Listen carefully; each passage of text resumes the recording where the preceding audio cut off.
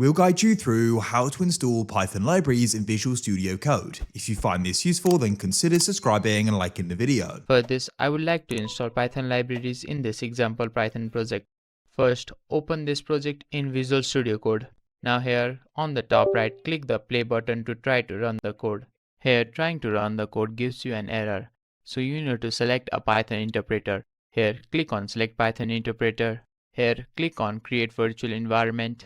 Then click on venv. Then click on Python. Now here, environment is being created. Wait for some time. Here, the environment has been successfully created. Now you need to try to run the code again.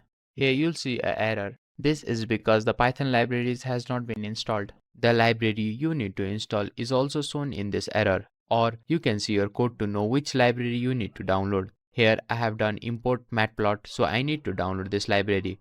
Now, depending upon what libraries you need to install, you need to type the following: pip space install space and type the name of the Python library. Here I'm using matplot library, so I'll type matplot. Now click enter. Now it is downloading the Python libraries.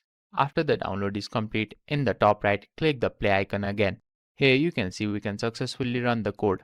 So installing Python libraries was successful.